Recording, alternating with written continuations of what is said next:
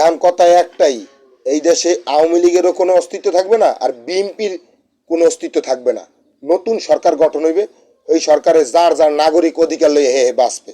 আমার অধিকার লইয়ে আমি বাঁচবো। কথা বুঝছেন? আমার গায়ে যে হাত দেশে এই হাতের শোধ আমি উড়ামুই। হাতে আমি আমার আইজার কাইল আমার নিজের অধিকার দিয়ে পারলে আমি উড়াম। কথা বুঝেন? মনে আছে বাবা, আজ উঠে দুর্যোগ করিস না, কার করিস না, যে আছে পুরো আমার উপরে তোর এটাই গেছে, তো আমার মনে গেছে। আল্লাহ আগে থাকতে কইয়ে ভাও না আমার আনাইলে আমার হুমকি পর্যন্ত দেশে বাজারে উঠবা না। বাজার কর বাজার করলে বাজার ওরা কিনে রাখছে, আমার হুমকি দেওয়ার কারণে আমি বাজার উঠতে পারি না আজকে কয়দিন। বাজার কে বাহার করলে যাসনি, মানা করছে যাসনি বাবা। দেখ বরাবর নেতারে বাবা গেছি, তো থামে থাক, আমি ঠান্ডা এই যে বর্তমান পরিস্থিতি।